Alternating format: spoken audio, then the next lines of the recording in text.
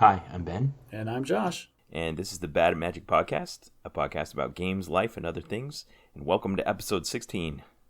16. I'm so excited about 16 because I didn't have to do any research for 16, all right? Because there are so many significant things about 16. It blows me away. I love the number 16. So, first of all, power of 2. Gotta love powers of 2. And technically, this is episode 10 if you're counting in hexadecimal. I'm a big fan of hexadecimal. People who don't know what computers are don't know what hexadecimal is. And basically, that is a base 16 number system where you have the numbers 0 through 9 and then A, B, C, D, E, and F. A being 11, B being 12, all the way up to F being 15. And then you roll over to 10, which is actually 16 in base 10. Yeah. Different number-based systems blew me away in college when I learned about them. I just love them to death. Back when I used to teach middle school, I would teach my middle schoolers a little bit about binary, and then I would show them some hexadecimal. And like you said, it blew their minds. So this is important that we hit these powers of 2 milestones because the next one, every time we hit one, obviously the way the math works is we're doubling the number of episodes that we did previously. Well, so the next one is 32, Ben. Speaking of hitting milestones, let's talk about week 2 of the Bad at Magic Fitness Challenge. Nice segue. Well done. So you did a great job setting it up on our website, badatmagic.live, and we invited our audience to participate. And I've had a couple of people talk to me about wanting to join in, but so far it's just you and me and 2 other people. Yeah, 2 other people who are Alicia, clearly your spouse. And not Josh's wife. Some random person that is just not Josh's wife. Who knows who that could be. But this is actually something I want to point out is the way I set up the website is we have, you and I, even on the back end, have no idea who any of these people are, theoretically. The only thing that you put in there is a random email address just so you can log in with. We're not going to email anybody. And then a username. And the username can be whatever you want. So I was surprised, honestly, that you used Ben, though it's probably good since we're the host and the co-host that people know who we are on the website. Right. But if people are listening and they wanted to, but they were trepidatious about it, it's totally anonymous. Put in some random username. No one knows who you are. You can be the big cheese and see how much weight you lose. Okay, fine. Put in a random username, but put in a legitimate email address. Because if at some point we decide to do a contest, which we've been thinking about doing, I want to be able to reach the person that wins. Ooh, subtle hint, people. There could be prizes at the end. Yeah. Okay, so go to badatmagic.live, click on the link at the top to get to our fitness tracker, and we're going to be doing this through August, and I think even if we do some kind of contest, we won't set a cutoff date till April, so that gives people who are maybe listening to this in the past some time to kick in. The year is 2020. Come join us in the Bad at Magic Fitness Challenge.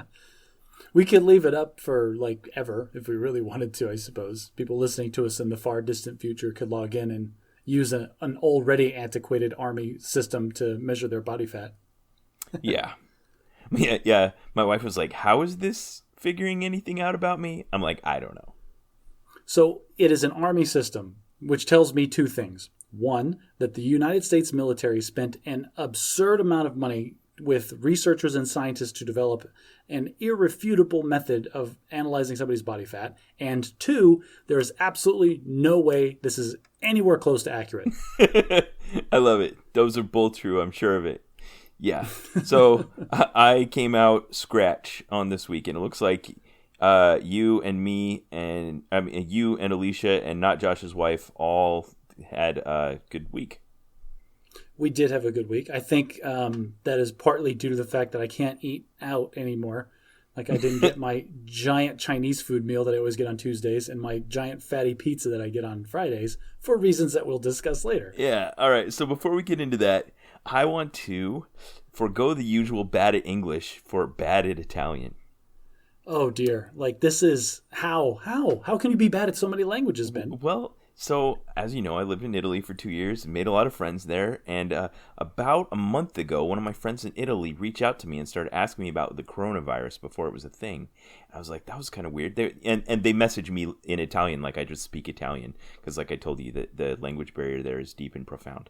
And so I would, run it through Google Translate and write back to them and stuff. But my mind and heart has been on my friends in Italy, because I do have some good friends in Italy, as you know, Andrea and my unit interpreter, Giovanna and Raffaella, and a lot of friends I have in Italy. And so I want to tell you a story about something we did in our family.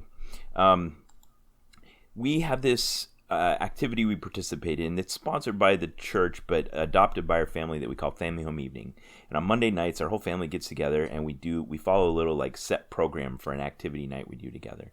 We have a song and a prayer and a lesson and a game and a treat every week. And one of the ways that we keep everyone participating is we have this little chart. I'll post a photo of it in the show notes, where we give assignments to each person, and it's a rotator. So every week a different person picks the song, and a different person picks the treat, and a different person picks the game. Well, as our kids started growing up, we needed more and more activities so that everyone had an assignment every week. And once we'd reached 8 people in the family, and my youngest daughter got to the point where she was old enough to do something, we'd run out of activities. Like, we had more people than there were activities in our Family Home Evening. Okay, so you have to come up with some arbitrary random little things like, oh, we get to pick the color of the tablecloth. Yes, Yay! Exactly. So we had a conductor that just like tells everyone what their assignments are, and that was good enough. But we needed one more activity. So I kind of did a poll on social media to see what other people thought, and one person had this really good idea that they suggested that I liked, and we ended up adopting, but we need to come up with a name for it.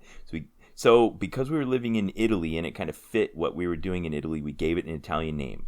So I'll tell you the word that's going to be our batted Italian word today, and that is Amato, or Amata, because Italian words are gendered. So it's Amato if it's masculine and Amata if it's feminine. Amato, Amata, whatever. So the meaning of the word Amato is beloved. And what we did for this activity in our Family Home Evening for Beloved is every week, whoever was assigned to the spot for Beloved, while we were having our treat, we would start off this little dialogue that would go like this: I love blank because, and then everyone in the family would take a turn saying something that we love about that person. And so if it were my wife Alicia and we came to her, we would say, I love Alicia because, or the kids would say, I love Mama because, and I would say, because she's, and that's how it works. And we'd all take turns. And it got to become such a, we've done this for a decade now, almost. And it's become so rote in our family that it's funny how little things like this can have a side effect. And in our family, everyone's gotten so good at saying nice things about other people that it just becomes second nature. And I remember we'd had some guests over once and they'd asked us something, what we like about each other. And we all just speak so naturally like this now. It's just become part of our family vocabulary. So this is the reason, people, if you're listening right now and you have the same epiphany that I did, this is part of the reason Ben is so freaking insufferably nice, is because he's literally training his brood to be this nice. It's like active work. It's a lovely place to be, my house. Okay, so I picked this word because my Italian friends are beloved. And I was also thinking, at a time when the world's in a bit of upheaval and chaos, I'm grateful for the people that I love. So I'm going to make you suffer through this, Josh. Oh, dear. Hang on. Before we go into this, I just want to put the footnote in here that aren't half of your Italian friends like black market auto parts dealers? One is. One is. The rest are just buyers. It's fine. Right. So I've listened to some past episodes of the podcast, and frequently my wife gives me a hard time because you are very good at pointing out my virtues, and I'm not very good at taking compliments about them. So I'm going to make you sit still where I talk about some of yours. Oh, dear. So people, I love Josh because... Just go ahead and tune out. Skip the next 3 minutes of the podcast, people. You'll thank yourself. So later. I took some time and I sat down and I made a list of some of the things I like about you, Josh. I like you because you chose me as a friend. And for the record, you chose me first. I like you because you have a brilliant mind. You love your wife and children. You make me laugh, and you're a loyal friend. I mean, that's it. I'm dead. I got nothing. I'm out. We'll see you later. No, podcast over. All right. Okay. I'll stay here. I'm just kidding. So, well, thank you, Ben. That's super nice for you to say. The batted Italian word of the day is amato or amata. Amato if you're talking about a male, amata if you're talking about a female. We're going to go ahead and say all those times that I point out why you're a better person than I am. We're going to roll all those up in like a clip show someday, and we'll call that my contribution to this conversation. We need to talk about the elephant in the room, Josh. And the elephant in the room is a tiny little microscopic virus. Okay. So for those of you who have been living under a rock or are listening to this in the far future or somehow in the far past, I don't know how that's, whatever. It's currently March 21st, 2020, and the United States is ramping up into what has become, the coronavirus or the COVID-19 pandemic. Nothing like this has ever happened in our lifetimes. Yes, but we're not there yet. We're trying to do the background. Like, this is a problem that the world as a whole has been dealing with for several months, and we were vaguely aware of probably starting, a month, 6 weeks ago or something? In January, it was starting to come in the news that there was something going on in China. Right. So, but it wasn't really, it was one of those things that happens overseas. No one pays attention to it. We've got an election cycle coming up. There's tax seasons here. So our focus was elsewhere. But now, finally, it made the jump across the pond. It started to infect people in the U.S. We saw European countries starting to fall like dominoes. And so the writing was kind of on the wall that Godzilla's in Europe and he's coming for us. So hunker down, people. Yeah. Anyway, if you're not familiar with COVID-19, it is the problem is that it's so infectious, I think. It's a very highly infectious disease. It transmits very easily from person to person through, I think their latest is that they think it's through micro droplets, so like coughing or sneezing. And then it gets into one of your mucous membranes, either through your nose, your mouth, your eyes, so no touching your face. And it gives very flu-like symptoms for the most part, and some people experience very mild or even asymptomatic. But it can be incredibly dangerous for people that are young or have compromised immune systems. The research that I've seen the understanding is that, one, it attacks the lungs specifically, and two, it sends your immune system into overdrive, which can then basically do a lot of friendly fire to lung tissue, which then makes you more susceptible to other infections like pulmonary edema and, not pulmonary edema, but like pneumonia and things later on. Yeah, and it's just the perfect storm of a brilliant genetic weapon.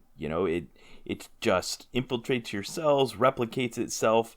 It's contagious long before it's symptomatic, and so it's already being transmitted around, and it lasts long on surfaces, and it's easily picked up, and it just sneaks around and gets people. But then, if it was any faster to show symptoms, it wouldn't spread as fast. If it was any deadlier, it wouldn't go as far. I mean, it's like the perfect storm.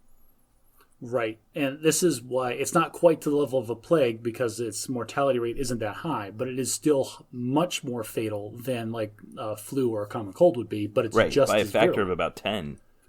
Right. So that's the problem. And we've seen other countries that have, like Italy, like China, that had to go into full lockdown because it was starting to overwhelm their healthcare systems. And so recently in the United States, and this all took off in like the last week, is we're doing the social distancing and enforced isolation. And a lot of places, they're starting to have government mandated shutdowns of public gatherings and public businesses. Yeah, so I'm in the state of Illinois, and Illinois Governor J.B. Pritzker has kind of been leading the way on this charge. He closed down schools, he closed down restaurants and bars, and on Friday at 6 o'clock, he announced that they're doing basically a mandatory an isolation. They're not enforcing it like martial law, but basically everywhere is supposed to close down starting 5 o'clock today. Right, and we've had similar things going on in Arizona. Governor Ducey, this is spring break for my school district, so my kids were already going to be off school anyway. But he announced last weekend that they were closing schools for 2 full weeks. And then just a couple of days ago, he announced that they're closing schools for an additional 2 weeks. We fully expect that to be extended through the end of the school year. A lot of states in the United States have already closed schools for the remainder of the school year. Major sports have all shut down. Major conventions of any gathering have all been canceled. And it didn't happen all at once. It wasn't obvious at first. It kind of happened a little bit at a time, and each new thing was a surprise. Like when the NBA canceled the rest of the season, I was like, really? Wow. Well, and that just goes to show you how we weren't prepared or we didn't see this really coming. Like the government is taking what I think are proper steps to, flatten the curve? We're going to talk about that next. The idea behind all this, everybody stay in your homes. If you can work from home, work from home. If you absolutely have to go out, be safe about it. Stay at least 6 feet away from somebody else. Wash your hands all the time. Like all the things that we need to do to slow the spread of the infection. And that's the key, is we're trying to slow it down. There's no doubt in anybody's minds that this is still going to rip through the population, that lots and lots of people are going to get sick. But the idea is that if we can slow the spread, then we won't overwhelm our healthcare systems like what has happened in other countries. And so then we'll have enough the resources to adequately care for the people that do fall ill. And specifically, someone that's acutely infected with this can have difficulty breathing and requires a hospital bed and a ventilator. And there's just a limited number of those. And if too many people get sick at once, then there's just going to be a higher fatality rate because of the lack of availability of those things. So I can tell you from a personal perspective, like I wasn't taking this seriously at all probably last weekend. I mean, right. The spring break was announced and then Governor Ducey closed school for 2 weeks. And I was like, oh, whatever. It's just a sickness. It's not even that super deadly for normal people. It'll be fine.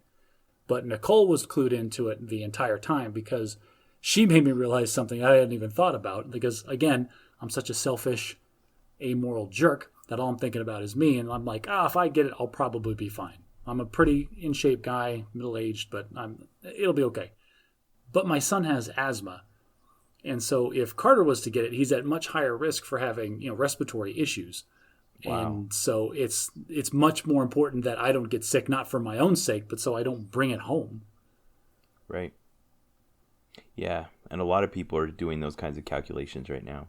One vocabulary word they were using in all this that I wasn't familiar with is the word novel. They were using it to describe it as a novel virus. And my sister explained to me that just means that it's new to our immune systems, whether through immunization or previously having had it, our immune systems don't recognize it, so they don't defend against it. Right, as opposed to something like the common cold, where they say, this is a random fact that I don't know if it's true or not, but when you're a little kid, you get sick a lot, and then as you get older, you don't. It's because there's a couple of hundred strains of the common cold running around, but once you have had enough of them, you have the developed immune system to recognize the others. If this is a virus that's never been recognized by your immune system, then everybody is susceptible to getting it, regardless of how sick you've been in the past or not. Or something like polio or the measles that you've been vaccinated for and your immune system's already primed for. Right. And then we still, since it is so novel and so new, there is nothing saying that even if a vaccine could be developed, if that will give you long-term immunity to this illness. Yeah.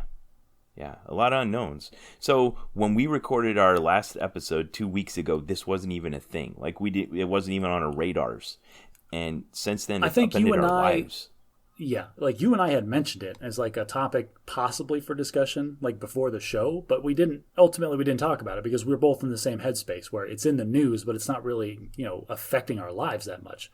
And like you just said, though, this last week has gone crazy because at the beginning of this week, I don't know. All right, where do we want to start? Because I'm just going to launch into anecdotes if we don't. So I don't think we need to give any more background. I think anybody that's listening to this it's either ancient history or they're living it right now and they're all over it. So let's transition from talking about kind of the global impact and what's going on to what's happening in our lives. Let's start with professionally, because I'm in the United States Air Force and you're an accountant, and this thing has profound impacts on both of our areas. Yeah, profound impacts on both of our lives, which is crazy because we're so far apart on the professional spectrum. Yeah, you go first. Okay. So for me, Monday was March 16th, which was the business tax deadline day. If you run a partnership and you needed to file a 1065 return, or if you were an S corp and you needed to file 1120S return, you had to file your tax return on Monday. And like that was my whole focus since January. Like this is tax season. Like it's crunch time. I've been working every Saturday for the last, several weeks. And so we were just 100% focused on these are the clients that are in our office. These are the ones that we've got done. These are the ones we need signatures for. These are the people we need to pay. These are the people we need to get in here to sign stuff. And like we were just go, go, go, go. And we talked about this at like the Monday meeting, like, hey, this is becoming more and more of a thing as schools are closing and things. And we need to talk about after we get through this tax season, what we're going to do about it. Wait, But can I pick Monday, on a detail you just... Oh, sorry. Go ahead. Monday we were just focused on the taxes. Go ahead. Uh-huh. So there was a detail that you mentioned there that I think will be a thread in through all of what we're talking about, and that is a lot of what you do requires physical signatures, which requires you meeting with people in person in order to complete it. Right, and this was Is part that of the discussion. really necessary? Well, and lo and behold, we come in Tuesday morning, and this is after Governor Ducey closed schools for 2 weeks, and then like my kids were supposed to have gone to like a spring break camp that the school district is putting on that they canceled the night before. Luckily, my wife had already planned on taking Monday off, and she talked to her boss, and all of this was like kind of happening simultaneously. But at least for us, we were very fortunate; it all fell out very, very well. Well, Nicole we're was already seeing all taking... these things like the world, like you said, they canceled this thing the night before. That would have been like, that's so huge. I mean, that has implications on you guys for your childcare and for your plans and stuff like that. But what used to be exceptional is now the norm within a week. Right. And what was very helpful is that it's not like we didn't have childcare for this entire week. It's everybody in like the North Phoenix Valley all of a sudden had no childcare. So that helps in the idea that like we're not being exceptions to the rule. Like everybody's going through the same thing. Yeah. So like I said, Nicole had already taken Monday off. So she just kept the kids home, and then she was able to work, like talk to her boss, and a lot of her job can be done remotely. They are already a very robust, like their business already has VPNs that are set up. They all work on laptops anyway. Their normal staff meetings, even though they're all like in the same building, they usually do virtually because there's just a crunch on conference rooms. So it was almost like work as normal for them very much, except they just weren't physically there. Yeah, so that was very fortunate, and they have since gone on to full remote access. Nicole, you work for like a small accountancy firm, right? I work for a very small accounting firm. It is myself and the owner. We are both EAs, so we're tax specialists. We have a personal tax prep person that does the input and prep for a lot of taxes. We have an office manager, and we just hired a receptionist. So there's 5 of us in a very small building with 4 offices and a front desk and a conference room. And like you said, the way that we've been traditionally set up, a lot of our clients are elderly. A lot of our clients don't have email addresses even. And so they're just used to like we call them up and say, hey, it's done. Get in here. There are clients that don't have email addresses. I didn't know there was anyone on earth without email addresses. Ben, you are preaching to the choir on this one. But my boss has been an EA for 20-something years. And so she's had clients that entire time, and they just never got email addresses. Wow.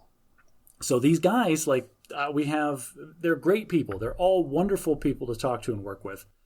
But it doesn't change the fact that they come into the building, they drop off their physical papers, we process them, and then we call them back in to sign their physical papers. Anyway, Monday was tax day. We actually got through it very well. So yay for us. We came in Tuesday, and like schools have been canceled for 2 weeks. This is not going away. It's becoming more and more of a thing. And the owner of the firm, she had cancer last year, and just like she had finished up her radiation therapy and everything like 10 months ago. So she still has like a weakened immune system. So she's also high risk for this. And so she was very much in tune. Like she called everybody back into the front office. I'm like, okay, this is a real thing, and we are going to get out in front of it. And I have tremendous amount of respect for her because 90% of the hardcore officers that I worked with in the United States military would not have had this amount of foresight, this amount of decisiveness, or this amount of organizational capability to come up with the plan that she did. Like she came in and she like pointed at people. It's like, you two, your entire job is to cancel or reschedule every single appointment that we've made for the next 3 months. Your job is to start scanning all of the documents, the physical documents that we have in this building into our digital system. You, pointed at me, your job is to get a hold of the clients and make sure that they realize what's happening. And so we went full remote starting, we prepared for it all week. But as of Friday. That's awesome. Yeah, isn't it? Like, and that's just, so warm fuzzies for one. That sounds exhilarating. Right? It was a very stressful, it was a very tiring week. Like I had a pounding headache at the end of work every day. But it culminated in yesterday, which was I got up. I went to my computer in my house, which had my voice over IP phone from my office desk sitting next to me, which the way they're configured, you just plug them into any internet and it still has all of my same, like I can pick up the phone and hit the intercom button and call the person on the other side of the city as if she was in the office down the hall, same as always. The phones all ring simultaneously like they always did. And we're just not there. We're just physically, the office is working exactly the same as it was before. We're just not in the office. We spent all week the IP phone setup, are you the one that configured that? No, the vendor configured that. My boss is very much up on technology. And so whenever I try to dig into certain things, like specific setups and things, like she has to stop me. She goes, no, that's not what I pay you for. And she has an IT guy that comes in and does third-party contracts. The voice over IP people have been very good doing remote configuration and stuff. She's very good at delegating tasks appropriately.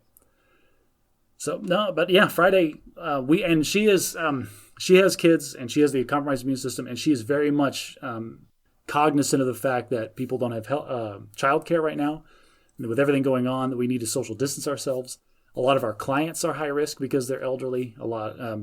Every one of the people that I work with in the office either is high risk or interacts with somebody in their family that is high risk. And so she just kicked us all out. She locked the front door. We told all the clients, doors are shut. Email, fax, or phone call, and we will figure something out, but you're not coming into the office until this whole thing blows over. Wow. That's a lot of foresight. It is. But it doesn't stop there, because all week, like if anybody, I don't know if anybody on the podcast is paying attention to tax law or any of the news that's been going on this week. Yeah, every time this week you keep texting me, you're like, the governor, the state legislature, or the Senate, and I had no idea that there was all these crazy implications of these tax law changes on you guys right in the middle of tax season when you still think you're coming up on all the deadlines. Well, we still have over 100 tax returns in the office that need to get processed. And originally, our deadline to have stuff in the office was the end of this month. Like, if we told people, get everything into us by March 31st, or else we're cutting you off. We're going to put you in a locked drawer. You're going to pay an extra fee for an extension, and we'll get back to you later. But then earlier this week, the first thing they did was they extended the tax payment deadline. Not the filing deadline, but the payment deadline. So you still had to file by April 15th, but you could pay by July 15th. Then the next day, after we explain that to all of our clients, because that's confusing, you still have to file your taxes by April 15th or file an extension, or you will get penalized. But you don't have to pay. You can pay later. Just file now, pay later. That's what we told everybody. Then the next day, they passed comprehensive, the emergency COVID-19 sick leave act, the paid sick leave. Mm-hmm. So any business that has less than 500 people, at the time of recording, this is probably going to change 6 more times. At the time of recording, the way the law stands is any business with less than 500 people that have employees that were affected by COVID-19, the employer is required by law to give them 2 weeks of paid leave. But the amount of leave that they give is determined by different factors about the employee. The amount that they get paid during that time depends on whether they have COVID-19 or if someone they know has COVID-19 or if it's just for childcare. Those are all different circumstances. And then you can apply for waivers to the Department of Labor. And then the FMLA laws all change to be from non-paid to paid depending on certain circumstances. And so I had to spend an entire day reading a brand new law that had been less than 6 hours old, interpreting it and trying to boil it down for our accounting clients that have employees, trying to explain in layman's terms, okay, what does this really mean for me as a business owner? Dude, I am fascinated by your boss as the commander of this unit and doling out these tasks. There's so many things going on, so many stuff flying out at you, and she just had to decide what was the most important thing and how to divide it up among the skill sets and the people that she has available to her. Yes. And like I said, I have a tremendous amount of respect for her because that is better than most military commanders I know could have handled that situation. Yeah. Wow. And at the same time, we're all fried. We're just done. This is the last change. The last change that happened was yesterday. And they finally made the filing deadline match the payment deadline. So now you don't even have to file your personal taxes until July 15th. So you got a bit of breathing room. Yes, but we have to communicate that to all of our clients. Okay, so everybody that came flying in here to get extensions because of this whole thing, we're going to have to refund all of that money to you because the extension got passed automatically, whatever. And then it's like, everything we said on Monday is now wrong. Now it's this. So here's the new email. Here's the new information. And honestly, like, we put that information out, I think, at noon today. And then my boss calls me on the intercom in my kitchen. And I pick up the phone. She's like, so did you get the email out? It's like, yeah, I just sent it out. You'll see it show up in your box here in a second. She goes, great. We have breathing room. I am totally fried. This has been the worst week ever. That's just quit. Like, we're done. We'll see you on Monday. I'm like, I am good with that. And that's it. Like, we were scheduled to work good leadership. Wow. Also good leadership. We were slated to work all day today to start trying to catch up on all the tax returns and things that are in the office. But she's like, you know what? This stuff isn't due for 90 days, so forget it. We're done. Let's just take it off. Well, Josh, as always, anyone that has the good fortune to have hired you, it is lucky in a time like this when, stuff is tough and there's a lot to do. And I'm sure you're handling it well. So I'm going to go on a tangent here for a second based on what you just said. And I have told her multiple times that I thank her for hiring me, because when she hired me, I had zero accounting experience. Like, I had just sold my pool cleaning business, and I had taken my second of 3 tests to become an EA. And I was in the interview with her, and I remember explaining, so I've passed 2 of the 3 EA tests, and I'm doing it not necessarily because I want to be an EA, but because I need to demonstrate to people like you that I do have the capacity to do this. I am very smart. I am very hardworking. I will be an asset to your company, even if I don't have the experience you're expecting for somebody in a position like this. And so do you know why she took a chance on you?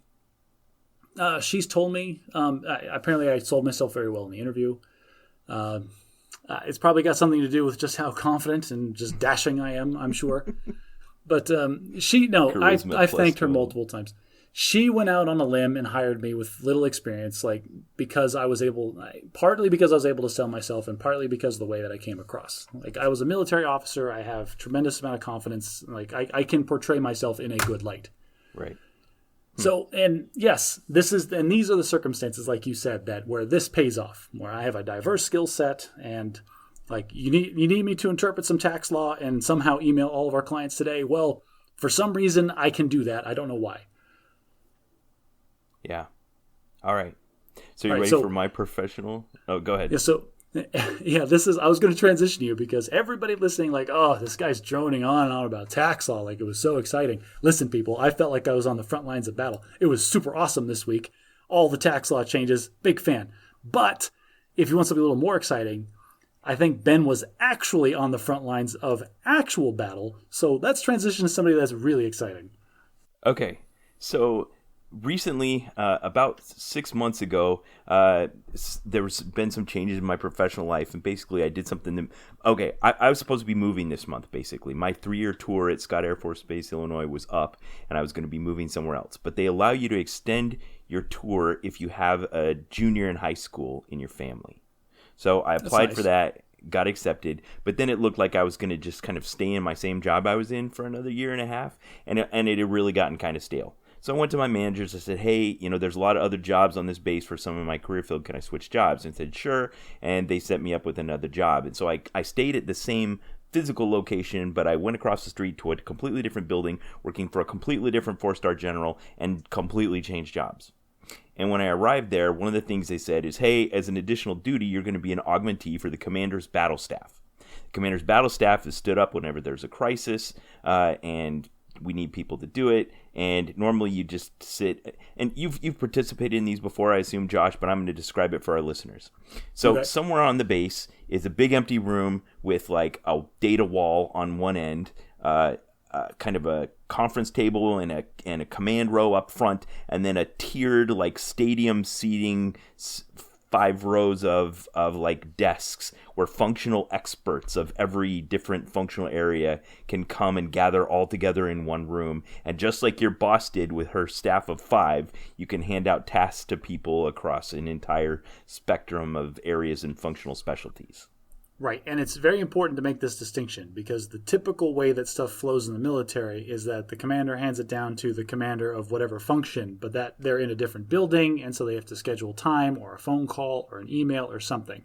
These people don't typically sit in the same room. Like, the commander can't walk into some place and just throw a complex problem into the room like a grenade and walk out and expect it to get solved. That's what the battle staff is for. Right. It's to get all the people together in one room. And they're like the tip of the iceberg. The people in the room represent a whole other organization that's somewhere else. So right. Those people know what the organization is capable of, and so they're like the experts. And so like when people are trying to solve problems, this person knows what can be done, not necessarily how to do it, but he knows that he can call somebody back in his shop and get something done. So the organization that I belong to, the 4-star that I work for, is Air Mobility Command, and they have the mission of global logistics. They do air mobility of moving things place to place in military aircraft. And also contract aircraft. They do aerial refueling. They do aeromedical evac and other mobility missions that have to do with just moving cargo and people from place to place all over the globe.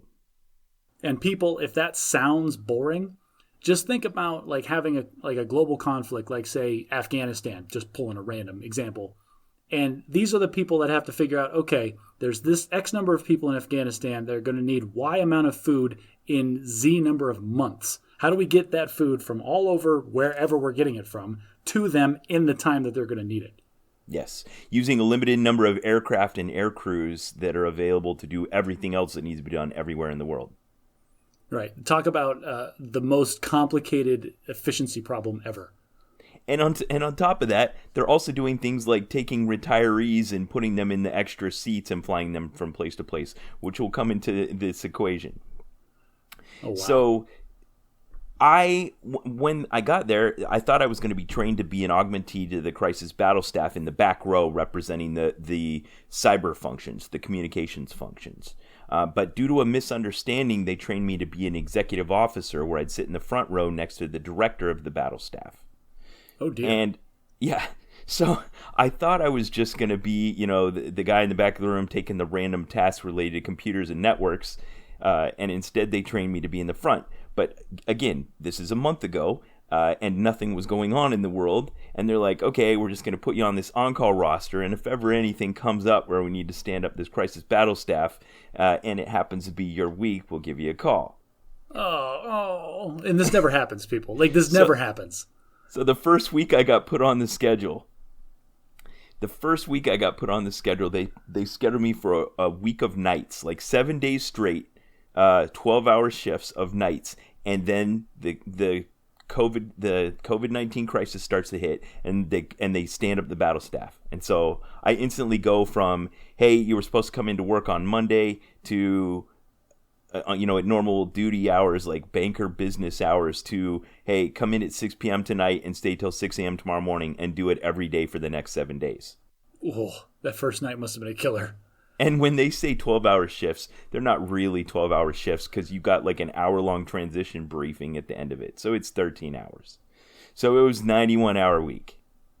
Yeah, and then there's those little things like, driving home and eating a meal. Those intrude. So this was like 2 days after we recorded the last podcast, which is why it took like 5 days for me to finish the editing and get it put up. Yeah, so if anybody complained about the podcast coming out late, you should feel bad. So they stand up the battle staff, and this is when COVID-19 was still kind of a new thing. The coronavirus was just something happening in China, and I remember saying out loud to people, how bad could this be? What am I going to be doing on nights? I'm probably just going to be surfing Facebook all night. Ha ha ha. Little did I know. Little did you know the whole country was going to go on lockdown, and boy howdy did we need stuff getting from point A to point B. My first night, I come in and this place is buzzing like a beehive. I mean, there are people flying out everywhere. We get the brief. The 2-star general is in there taking the brief directly every single time. Normally that's the kind of thing that gets delegated down the chain really fast. And he was in. He's like, okay, people, let's keep this thing moving. And I was busy all night from like 6 p.m. until 6 a.m. My replacement came in, and I was like, I cannot believe how busy I was over the last 12 hours. And I'll just give you a little taste of the kind of things we were dealing with. So on Monday, it was still just kind of trying to understand what was going on, and the CDC had designated 4 countries as CDC level 3 countries. And there was rumors that the chairman of Joint Chiefs of Staff or the Secretary of Defense was getting ready to issue a memorandum restricting travel to or from or through CDC level 3 countries, which at the time were Korea, Iran, Italy, and China. That was it. Like, as long as you didn't come to, through, or from one of those 4 countries, it was going to be okay. And that through part is a real problem when you're talking about global supply chains. Oh, yes. And yes. So we were like, how bad could it be? But we were making briefings and taking calls, and we're stood up as kind of like a focal point. So Air Mobility Command has, 14 major bases and another 2 or 3 dozen minor bases all around the world that are stops for these kinds of things, where you don't realize there are people there until they call up and say, hey, we just had an air crew last night that slept in Korea and took a rotator over here and drove up to the gate from a bus, and they were in Korea last night. What do we do? And I don't know. Kick them out. Yeah, exactly. Okay, well, if you kick them out, now we don't have anyone to fly this plane that's sitting on the airfield, and the whole, mobility enterprise gets backed up. Oh, it's a whole house of cards that we brought down by a couple people with the sniffles. Yeah. So I'm sitting on the front row next to an 06 or an 05, a colonel or a lieutenant colonel, and my job is to, one, kind of keep this information flow moving on the staff from the front rows to the back rows, where we've got functional experts that do base security, they do logistics, there's a Surgeon General's representative, there's a operations representative, communications representative, everything you can think of. And there are so many problems across these 40,000 people that we represent and have command authority over. Anything, I can see from the look on your face that your mind is reeling with all the possibilities, and yes, all of that. I am reeling because the way that decision making works in the military is because we don't train many people to actually make decisions. We train people to cover their butts and to upchannel stuff, and so people have a question like the aircrew question, like, really? Like, you should know better. Like, oh, this country's now on lockdown because of this virus. Oh, hey, these people showed up at the gate. What do we do? I don't know, idiot. Use your freaking brain for a second and then do something. But no, they channel that question to you. So there's 40,000 people all over the world with stupid questions that all have to get solved in the room that you're sitting in. I love the way that you classified that as covering your butt, because that's exactly what it is. And after about 2 days of this, my 2-star was so sick of it that he's starting to repeat. He's starting to bang his drum over and over that while that is kind of what we train people to do, that isn't what's in the doctrine. The doctrine is that we have centralized authority and decentralized execution. As in, we make a decision at the top, but then we empower you at the bottom of the chain of command to make a relevant operational decision that will be the best for all the people involved and still get the job done. Which works perfectly until somebody screws up. And then we play the blame game and prove to them that the real name of the game is cover your butt. Exactly. So do as we say, not as we do. Yeah. But to be honest, Josh, everything was moving so fast and changing so much that there was no other way you were going to get things done unless you were doing the doctrine, unless you were doing decentralized execution. The wing commanders that were sitting around calling up to headquarters asking for a decision about every little nuance in the guidance weren't getting anything done. They had to just make decisions on the ground. And I'm sure some of them were capable leaders that were able and confident enough in their skills to do that. But I'm sure a lot of them were not. We have 2 air mobility operations wings, one in Hawaii that kind of covers the Pacific theater, and one in Germany that covers the European theater. And there was this fascinating contrast between the two, because one of the leaders was like you just described, a very capable leader that understood the strategic direction, that was willing to take risks, and the one in Germany was not at all. He was kind of tight, anal retentive and very cautious and waiting for direction on everything. And it was a real contrast, because every morning when I turned over to the 2-star, we'd have to brief what was happening in both theaters, and it was a tale of two cities. So, sir, everything in the Pacific's actually humming pretty good. Couple of minor speed bumps, and everything in Germany has come to a screeching halt. Yes. Oh. Now, to be fair, there were hot spots in both theaters. Japan was having problems, and Korea was having problems, and then Italy was having problems, and Iran and Iraq, and And as you know, we have cargo and people moving through both of those places all the time. All the time. This really came to a head when on Thursday the CDC upgraded all of Europe virtually from. Okay, there was 3 things that happened in rapid succession that just threw everything on its ear. One was the president had his brief where he gave the proclamation denying travel from Europe to the U.S. for the next 30 days. Wednesday night's thing. We have got to talk about that. Yeah.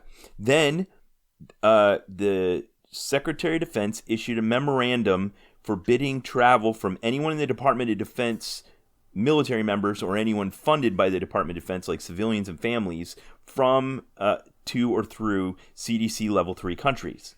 And then within about 12 hours of that, the CDC upgraded from 4 CDC Level 3 countries to 33. Oh dear. Like, oh dear. Yeah. So at some point, like so I'm imagining in my head this room, this chaos room that you're describing of everybody trying to solve all these problems, everything from how do we feed the troops in Iraq to how do we deal with the guy that went on leave and is now locked out of the base. Yes. And I can, in the corner, I can imagine some little 2-stripe airman with different colors of highlighters coloring in a big world map just so everybody has that visual of like, where can and can't we go? Right? Yeah, and it's changing by the minute, and then bam, another 29 countries. Here you go, deal with that. I just colored these crap. green. Dang it, I need a new map. And then on the next day, then they issued another memorandum forbidding any basically putting a moratorium on all travel anywhere for the military members. And there was this really weird tension coming up where people were starting to realize that the military can't tell civilians what to do. They can only tell people wearing a uniform what to do. So there was a lot of nuance happening where like a person wearing a uniform couldn't go on leave, but their families still could travel. So that's interesting. I imagine there's a lot of scenarios where, this all took off this week. So there's probably a lot of people, a lot of families that had big plans for spring break. They were going to travel and go somewhere, then maybe not necessarily cancel it, even though, husband or wife is locked down on the base. Yes. And of course, as an organization as big as the United States Air Force or Air Mobility Command has impacts on all branches of the service, global logistics there's people in all the stages all the time. There's people about to travel, there's people that are traveling, and there's people that have just traveled or are in transit. And there was so much chaos, Josh. Like, imagine if your family was about to move overseas to, say, Korea. And this is all happening to start ratcheting up. Maybe they've already shipped your household goods and you're already living in a hotel. Yeah, no kidding. And the day you're supposed to report to the airport, all this uncertainty arises over whether your flight's going to depart or not. And I've got no place to live. I have no way to pay this guy. Right. Where am I going to live? How do I pay for the hotel? Where's my family going to go? How are my kids going to be in school? Every bit of that chaos. And they sent all the non-essential people home earlier this week. Yeah, and as they start ratcheting up also all of the restrictions on where you can and can't travel from and to and through, then they start basically increasing the circles. Like, okay, now you can't go on leave outside the local area. Well, what do we do about people that are already on leave? Do we call them back? Okay, now we start calling people. Yeah, today they did a leave recall. Recall. Yeah, exactly. And it was just like that. Today, maybe not, but then tomorrow. And it was like, okay, well, what if they say that tonight? What do we do tomorrow? And so busy every night, all night. Oh, I know exactly what to do in this situation, Ben. We call the commander's battle staff. They'll have an answer for us. Yes, exactly. So my magnum opus is I was leaving the last day, and after 7 days of not even getting up to go to the bathroom for 13 hours every night, I started a FAQ, a frequently asked questions, where I was trying to gather all this information in one place where I had sanctioned answers to the most general version of every specific question we were getting answered that would still get it, so that when somebody called, we could either point them to the FAQ or they could find it on their own and not have to call us. Just the first line. We need a first line of defense filter for all the stupid nonsense to just get the important stuff to come to us. Yeah. Yeah. And that's what it was about. Information flow. Millions of emails and phone calls and PowerPoint slides and to their credit, they had set up a very good SharePoint site that, internally people could go to and see the latest guidance and directives and decisions by the commander and all those kinds of things. And yeah. You can tell we both used to be communications guys when we get, like, you started talking about SharePoint, like a SharePoint site with such passion. And I'm over here like, yes, a good SharePoint site can solve a lot of problems. And it did too. All right. So that was my week as the director's executive officer in the Air Mobility Command Crisis Battle Staff. So are you still on the battle staff?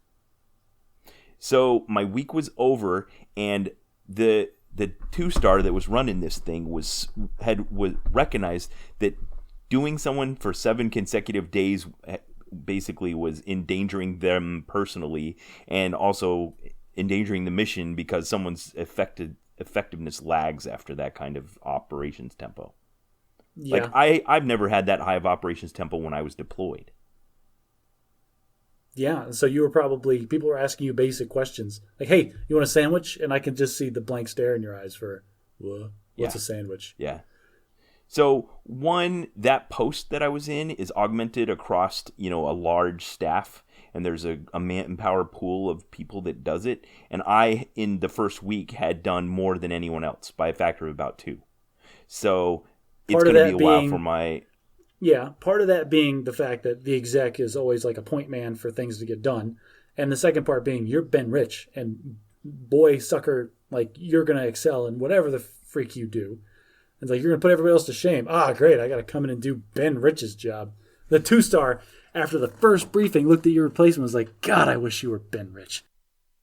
Josh, that kind of happened. Actually, called it. The 06 director, as I was walking out of the room, he called me the best exec ever. The best exec ever. Wow, that's a dubious title to have because being an exec sucks. Yeah, it kind of does. So I did my 91 hours. And it's going to be a while before my name comes up in the rotation again. Not because I wouldn't volunteer for it if they asked me, but because if I did volunteer for it, my leadership would want to see proof that the other directorates had pulled their weight enough to justify bringing me back in that soon. Okay, so this brings up the double-edged sword that is military style, like duties like this one. So on the one hand, we have the fact that, it's an extremely high ops tempo. They recognize that they're going to burn you out, and so they're going to let you do it for a week, and then they're going to give you back, do your normal thing for a while. Eventually, you'll come back to this ridiculous job. But for now, you need to take care of you. And that's very respectful and understanding that you can't burn these people out, or else, they're going to go psycho. On the other hand, if you're looking at an organization, now we've got a fresh new kid who may not have any idea what's been going on, none of the processes that have been established over the course of this week, the battles that have already been fought, and all the little pieces of knowledge that are in your head to make everything flow smoother that you developed over the course of that week is gone. We're starting from scratch with a new guy. And that was a beautiful way of describing it, because there really is this tension between just consuming a single person and the opportunity cost of constant turnover. Yes. And that's the military in a nutshell, because they're constantly turning over, constantly having to reinvent the same wheel over and over and over again. So one of the things the comm guys in the back row were having to deal with, that you also were, was, all right, well, while we're dealing with all these problems of global logistics, we also have to operate a staff here, and they are going to be under restrictions as well. Do we have the resources to have people work from home? And so they're trying to answer basically questions about the capacity of our virtual private networking, the security, the availability of laptops, all those kinds of things. Which is all terrible. I can tell you from experience, all of that is terrible. It is. And now, to his credit, the DoD CIO saw this as the golden opportunity that it was and gave a 24-hour task for all the commands to come back with their best case scenario and tell him what he needs. And now he's got a blank check to start buying stuff that he couldn't have bought in his wildest dreams 1 week ago. This is another thing that military people do. It's like, hey, I need this capability and I need it right now. Well, sir, if you need it right now, it's not gonna be cheap. You know the phrase, never let a crisis go to waste. That's what's going on here. So I took a day off to just go ahead. No, I was just going to lament about how of course there's no VPN or laptop capability coming out of the military base. You know how much of a pain in the butt those are to administer? It's like every time everybody calls the comm squad. It's like, hey, can I get a laptop and a VPN? They like, you can hear the comm guy go, oh, do you really need it? Yeah. And this brings up what I want to be another theme of this podcast. And that is, for most of our lives, there's so many things that have become technically feasible that have never been able to transform the culture surrounding them. So we don't know if we can actually do it.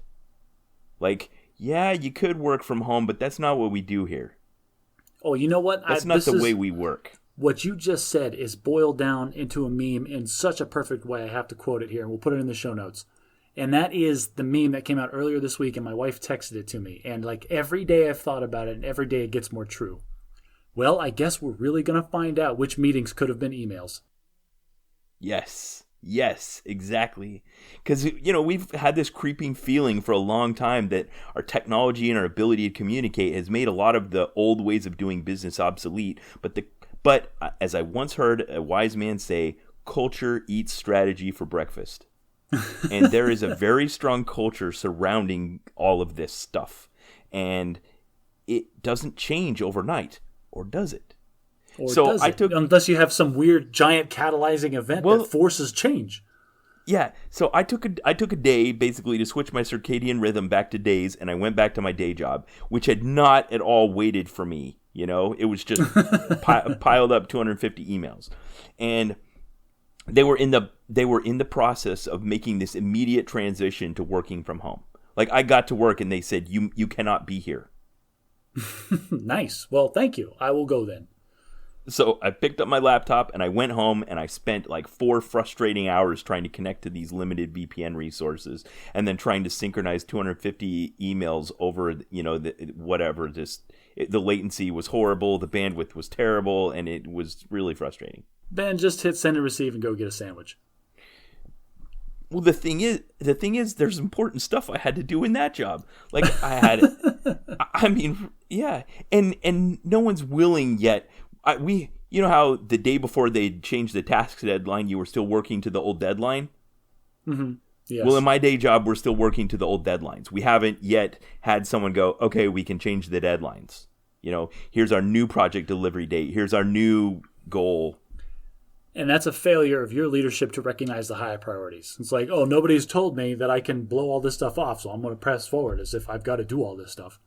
Right. And I like the way you expressed that just now, because that's what I want to, that's another theme I want to weave in here. And that is that when you have, let's go to Isaac Asimov's I, Robot. So, wow, in that classic piece of science fiction, they invented robots that were sentient. And the way that they protected human beings from these robots, these sentient robots, was that they gave them 3 laws. And they were in a hierarchical order. The first rule, I'll just read it here. A robot may not injure... Whoa. You can't quote this off the top of your head? You can? Isaac Asimov's first law is a robot can't actively or through inaction cause harm to a human or allow a human to come to harm. Yes. And then the second law is the robot must obey a human unless it would violate the first law. Right, and then the third law is that a robot will try to preserve itself unless it violates the other 2 laws. Okay, so let's pretend there's only 1 and 3. We'll leave the orders out. So the first law is that it's got to protect or not allow through inaction a human to come to harm. And the third law is that it needs to protect itself as long as it doesn't violate the other law. Now, Imagine that you just take those 2 laws and you flip them. That it has to protect itself first and then not allow a human to come to harm. Right. So then you would wipe out the entire human race like instantly. That's the only way that it's going to prevent it from dying, is it's got to wipe out all the humans. You got it. Something as simple as just flipping 2 priorities in a hierarchical structure changes everything. And that is exactly what we've been seeing in our society this week. Wow, that's really profound and interesting. I want to explore this. Give me an example. Okay. So here's an example that's happening in my church. in my church, we take very seriously the necessity of administering to people. We have a mandate to weekly provide the sacrament, which is bread and water that represent the flesh and blood of Jesus. And when they first started announcing quarantines and separations and stuff, they were still operating as if the two priorities were, first, make sure people get the sacrament every week, and second, protect people from germs. But that's just kind of a nuisance. Okay, so I'm going to take the blood and the body of Christ in my dirty, filthy hands that I've been touching everybody else with, and I'm going to put them into your mouth for a second. It's fine. It's fine.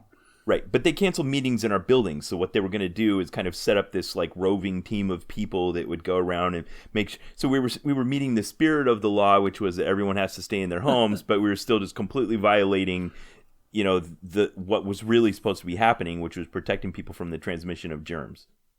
So I recognize this is a very vital function that has to occur in a spiritual sense, but from the outside looking in, this looks like a Ritz delivery service. Yeah, well, it's not quite like that, but I'm oversimplifying it for sake of time. Okay, fair enough. I'm on the leadership committee of our local congregation, and I tend to be a minority when it comes to these kinds of things because I just don't think like other people do. So they were like, "Well, what do we do about this? The church is closed down. We don't know when we're going to go back. We need to make sure that everyone's taken care of, and it needs to be fair." And these are very good, kind people that are trying to do the best they can. But to me, they still haven't understood the seriousness of the situation. The way they're taking this on, their highest priority is still make sure everyone gets the sacrament, not make sure people don't transmit coronavirus. And so I was resisting it. Go ahead. Yeah, because you have a bigger picture, right? You understand what's going on, the larger situation of what is happening, and we need to incorporate that in our decision-making process and reprioritize our baseline assumptions. Yes, exactly. And I was trying to say to them, people, we need to have the sacrament be the second priority here, not the first. And the way they were making the decisions was the other way around. Yeah, people not dying is the one thing that we need to be worried about here. Everything else is ancillary to that. Yeah. So that same mode of thinking is the problem why society is I'm going to do air quote breaking down the way that it is right now. The way people freaking out at the grocery stores is because nobody can stop to think about the bigger picture, and they're all just worried about number one, baby. Like I like to have one fried egg every morning, and so I need to go buy 600 eggs to make sure I have my breakfast for the next 2 years. Yeah, no eggs. So let me wrap a bow on the church example, because there was one other development. Oh, I'm sorry. So I'd kind of dug my heels in. They'd passed around a document. I coordinated on them like, this isn't right. We're focused on the wrong thing here. And they're just treating me like, why do you hate nuclear surety? Like, why do you hate people having the sacrament? Because they're number one priority. Why do you not want to save people's souls, Ben? That's what we're here for. Yeah. And then yesterday, the governor comes out and puts this stop movement on everyone. And then it was now illegal. Their ancillary solution they'd had to come up with was no longer sanctioned. And they actually had to reverse the priorities and say, okay, number one priority is no longer sacrament. So two comments on this. One, I guarantee nobody told you or said like, oh man, we should have listened to that Ben Rich guy. And number two, you didn't do the thing that you should have done, and that was walk to the church with your arms outstretched the entire time going, I called it. I called it since day one. Nobody believed me. Bow down and praise me, the big brain that can see the future. Well, back to the point I was making is that when you really change the fundamental assumption, it transforms what you're doing.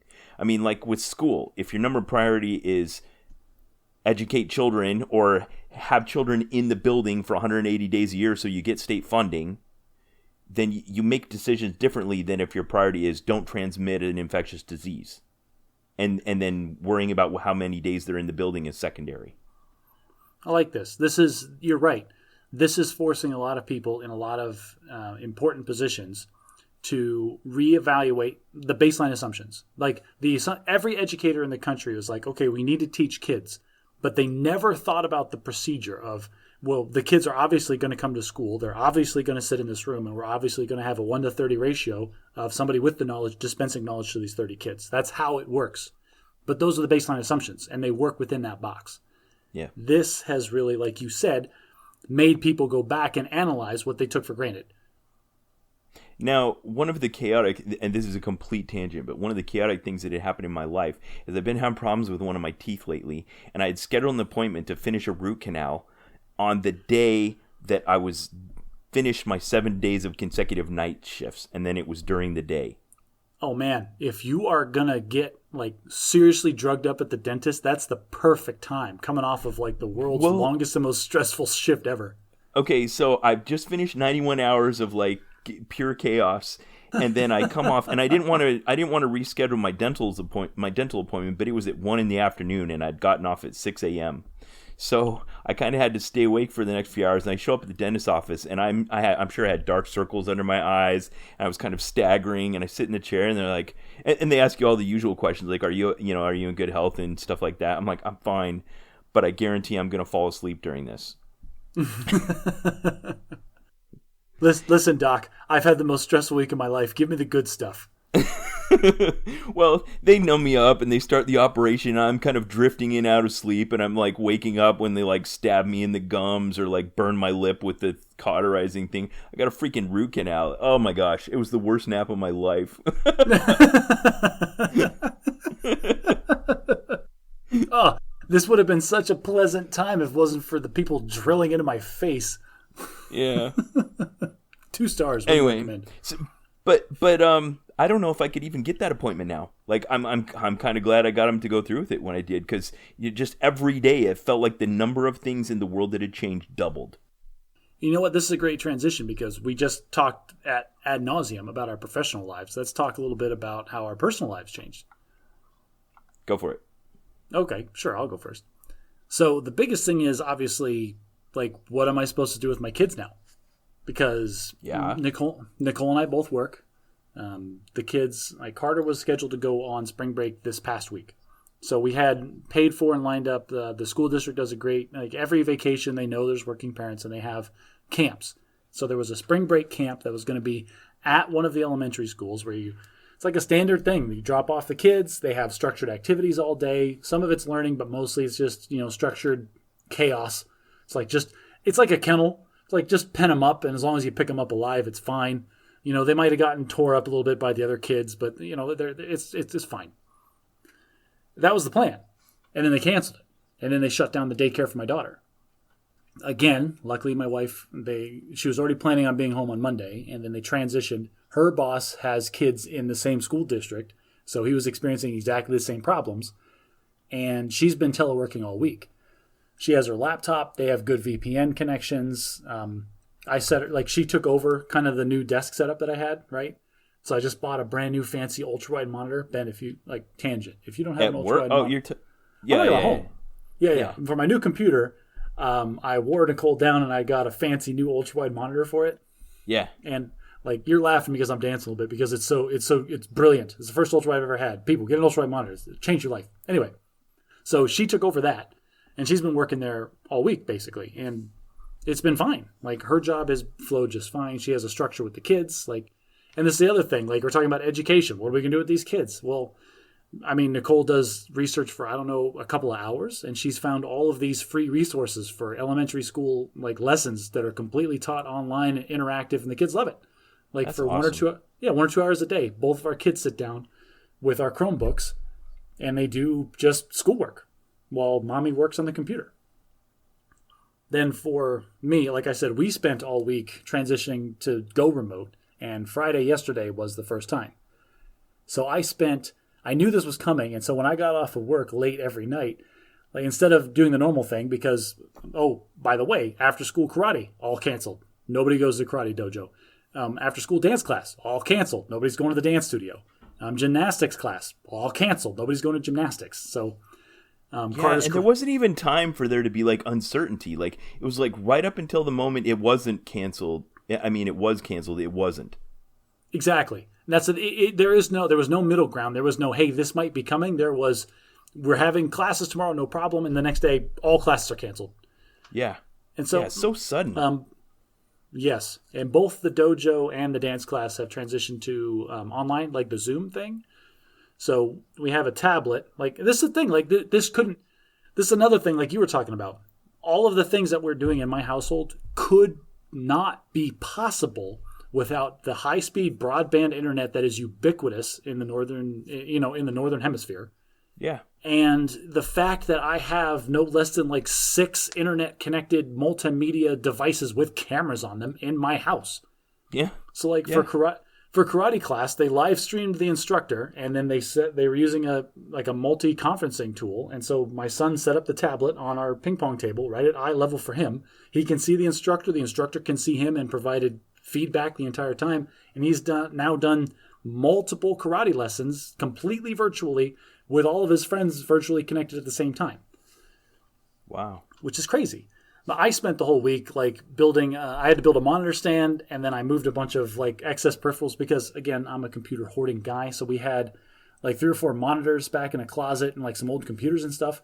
And I hauled all of it out of storage, and I set up a separate station for Nicole on the desk right next to this desk that I built for my computer. And so we kicked originally it was for homework for the kids. We kicked all of the kids' stuff off of this desk, and we set up a second station. And so I'm like, okay, so I'm going to be home on Friday, and I'm going to be here, and you're going to be there, and we're going to work next to each other all day. And I know our listeners can't see us.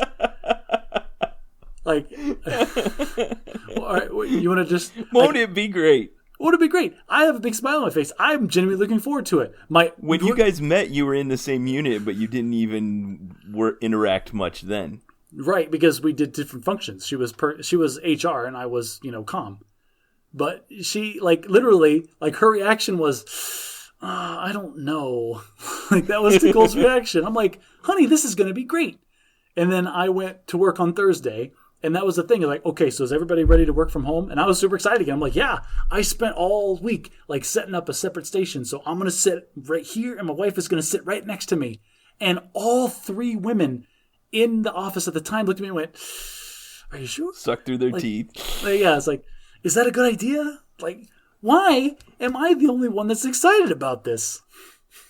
Wow. So right? They know you and they're sympathizing with your wife? Oh, wow. Well, that's harsh. What? I just assumed it was a general men versus women thing. Like, I don't like... Well, did you try it? Yeah, all day Friday, baby. I sat in this chair. Nicole sat in that chair. The kids sat at the table behind us for half the day, and they went and did other activities. And it was fine. Like, it was nice. Like, I think she was expecting me to, like, stare at her all day, like, sit sideways at my desk and just look at her like, what you doing? Are you writing an email? Who are you talking to now? No, you got work to do, too. Yeah, exactly. I stared at my screen. I was doing work. Sometimes I didn't hear what she said to me because I was working. Sometimes she didn't hear what I said to her because she was working. It's a normal thing. So it was fine. Okay. I think it was nice. Maybe if we asked Nicole, if I dragged her in here and asked her, she'd probably say something different. But I thought it was great. Okay, so it didn't turn out to be the bad thing that all the women in your life thought it might be. I'm still alive, aren't I? At least thus far. How did the kids process it? What have they said? What are they doing about all this? So, obviously Nicole dealt with most of the transition because she's been with them all week. Like for Monday through Thursday, it was her and them, and it's probably better that way. If it was me, like, it would not nearly have been gone as well because I'm the dad, so I don't even think about the kids half the time. I'd have been like, go watch TV or something. Like, I just kept kicking them out of my sight. But she actually built structure. So like on Friday, like we came out and they ate breakfast at like a set time, and then Nicole started the computer, and the kids sat down and they opened their computers and they did their lessons. And like they did 2 hours of lessons. Have they started asking you questions like, aren't I going to go to karate? So yes, we told them no. Karate's canceled. And Jane doesn't get it. Jane is 5, and so she's just not there yet. Carter is 8. And it kind of hit him the same day it hit me. Like, it hit me on Sunday when 2 things happened. 1, Ducey closed the schools, and 2, we went to the grocery store for our normal weekend shopping trip, and the place was freaking empty. Like, there was just bare shelves everywhere. And, like, for me, it was annoying, but kind of a wake-up call. Like, oh, people are taking this seriously. For my son, it was like the freaking apocalypse because he's like, this is... Yeah. Think about it. If you're a little kid, this is literally where all of the food comes from. Right, and there is none. And there is no food. Where's the bread? Here. Where's the eggs? Where's the toilet paper? Where's the milk? Yeah, like the stuff that we need was just not there. So he started freaking out a little bit. We explained to him like what's going on. It's like people are getting sick. It is serious, but it can be preventable, and the doctors can fix it as long as there's space. And this is why we're going to stay home. We're not going to go out and talk to other people or interact because we don't want to make sure we don't get sick. We don't want to get other people sick. So we're just going to be safe. And we did a very calm explanation, like this is social distancing. This is not the end of the world. This is not the freaking World War III zombie apocalypse that people think it is. Listeners, if you have bought more than one package of toilet paper in the last 2 weeks, you are a horrible human being, and I hope you suffer for it. like, people, settle the freak down. Like, I don't get it. I don't know where people's heads are at when they're like, oh, I need to buy 4 gallons of milk. Why? You've only ever bought 1 gallon of milk. Really profound to me that I really like. She says, with the actual biology of this disease, the stakes are just high enough to provoke this response from our governments and our workplaces, but without being high enough to actually cause true mass panic. So what we're getting is like mild mass panic. We're getting, the people at the edge of the bell curve, those are the people that are freaking out. And they're causing this headache for the rest of us. Like, if it were any more serious, there would be, like actual problems, like people stealing from each other and stuff like that. Yeah. And if it were any less serious, it might not have provoked this kind of response. They might not have canceled things. And so it's just that weird sweet spot of just serious enough. I don't want to know what it would have been if it was more serious than this, because already it's annoying enough that I've got to think hard before I go to the freaking grocery store. So before I tell you about the personal impact on me, I want to take a tangent on something my sister asked me this week. She's like, if this really were the zombie apocalypse, what are your apocalypse skills? So I'm going to tell you what mine are, and then I want to ask what yours are. Okay. So, because, when you're a knowledge worker in the modern world, you can feel kind of relevant and productive in most situations. But if you think, if tomorrow the internet stopped working and I had to provide for my family somehow, how relevant would I be in the world? Would I be on the life raft in the philosophical exercise of people? And I'm not doing so good. I don't, I can't plumb. I can't roof. I guess I garden a little bit. I'm not particularly strong. I don't know how to fight. I don't own any guns. I am an expert marksman. If this was the actual zombie apocalypse, if you hand me a gun, I'd do okay. So this is how I'm going to cage this discussion. If the zombie apocalypse happens, we're going to have 2 major city-states in the U.S.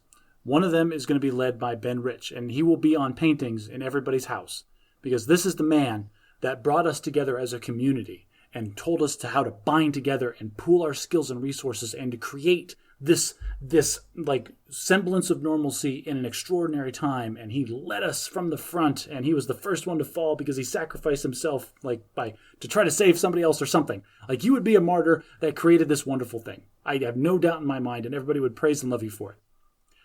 I would be a medieval dictator sitting in the middle of a castle.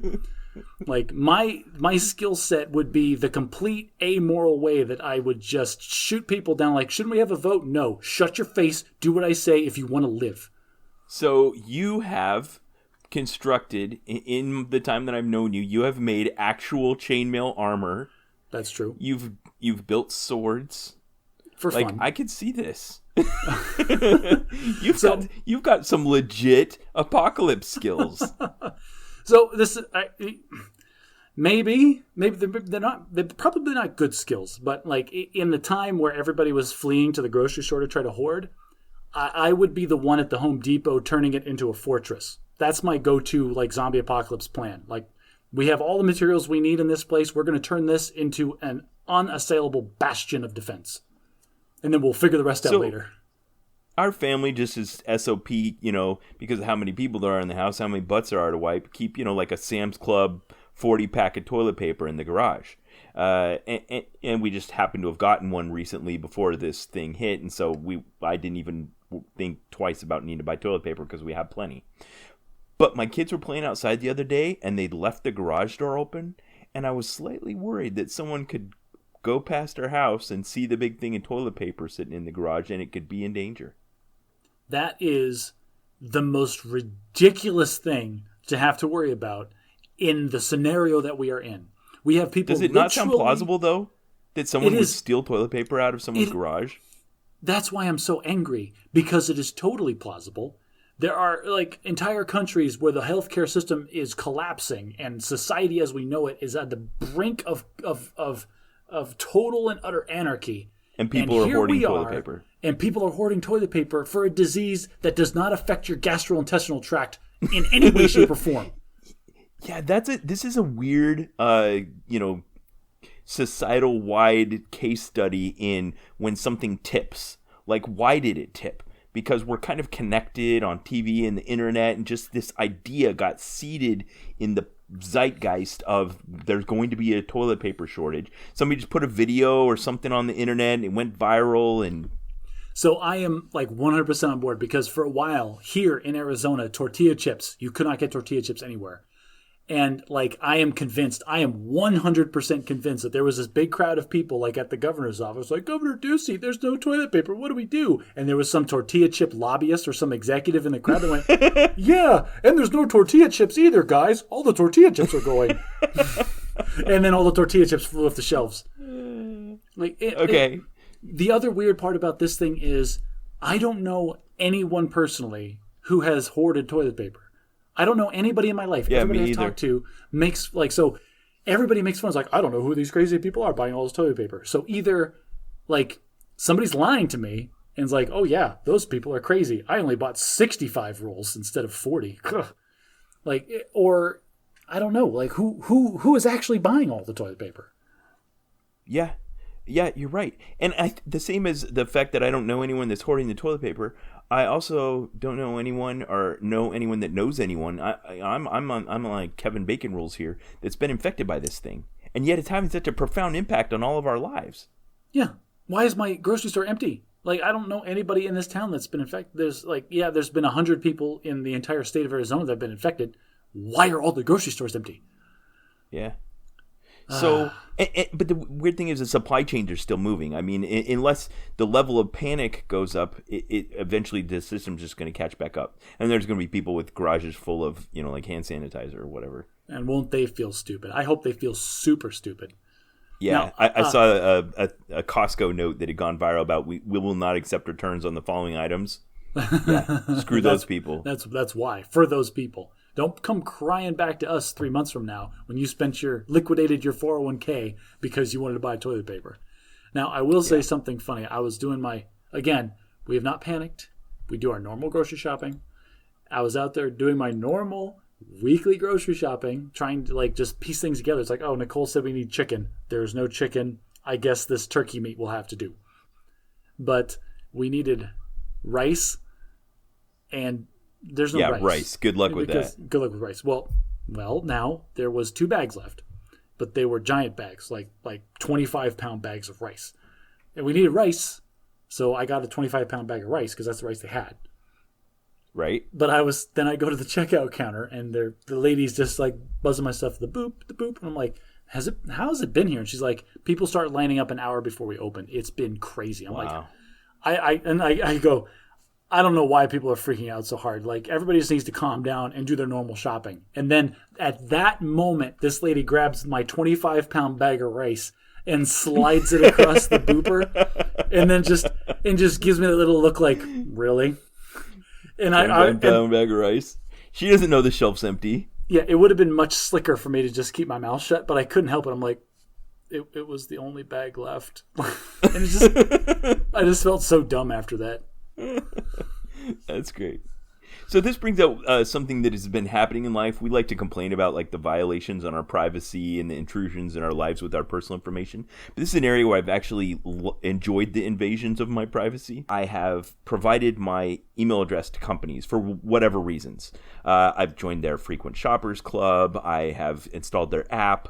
whatever. I have like the Papa John's app or the grocery store frequent shoppers club. Anyway, these people now have my email address and recognize me as one of my customers. So at some point in the week, they made some kind of strategic decision that was relevant to me, and then they utilized the fact that they have my personal information to communicate this to me. And almost without exception, I've enjoyed these things. Like, I've liked the communications I've received.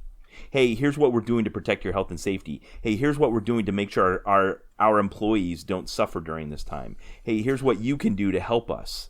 And I found these to be really informative and interesting, and I like that they can target me as one of their customers in this time. You are such a weird person, because I have had exactly the opposite reaction to these emails that you have. Because, yeah, I agree. Every person I've ever given my email address to ever has sent me the, here's what we're doing about COVID-19 email address. Like, it's critical information for me to know. And it's stuff like, it blows my mind, like, I don't care. I don't care what you're doing for COVID-19. I straight up don't care. Like, University of Phoenix, where I'm getting my master's degree through, is already a 100% online school as far as I'm concerned. I have never seen a person in real life that is employed by University of Phoenix. And they insist on sending me 3 emails this week explaining how they're protecting me from COVID-19.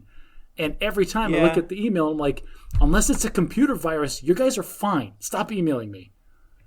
Okay, but like my favorite restaurant, here's why it's safe to go through the drive-thru right now. Here's what we're doing about that. Or my grocery store. Here's what we're doing to make sure that when you come here, you can get the things that you need. Or my kid's school, here's what we're doing. Here's how we're making sure that your kids have work to do, or we're going to make sure. Our schools have done nothing for our kids. It's not just like narcissistic and self-centered. Like, here's how we're preserving our business in this time when we're otherwise going to take a huge economic hit. It's felt like genuinely like interested in the public good, the communications I've received from businesses. Well, that's just good marketing. That's because the people that wrote those emails wrote them in such a way as to make you think that they have the world's best intentions at heart, when in reality, there is information the company needs to put out. For example, I was in charge of writing these emails for our tiny accounting firm. But I like that we live in it. Yes. All right, so when I wrote these emails, I am an amoral, narcissistic jerk. And so, like, I didn't put in a bunch of stuff about wishy-washy, like, we're going to protect everyone from COVID-19, and here's how we're going to come together as a community of clients of this accounting firm. No, I said straight up, we're closing our doors. Here's what you need to do. Of course, that's a little bit out of the scope for an accountant. I'm sure you made it relevant to what you're doing. Yeah, exactly. That's it. And that's all we did. It was like, here is the information you need to know. And frankly, I don't care how you feel about COVID-19. Like, we are doing this, adjust. And I'm sure your customers found that relevant and important to them. So this is an important distinction my boss constantly tells me. We don't have customers, we have clients. Because customers are always right, and clients can be fired. All right, so I want to tell you about the kind of personal impact on my family, because my kids are older and it's had a very different impact on us. So immediately there was kind of like, hey, we're about to come up on on spring break, and maybe it'll just be 2 weeks instead of 1. There's this uncertainty that was hanging over the head of any of these decisions, and church canceled almost immediately. My church has been very proactive about this.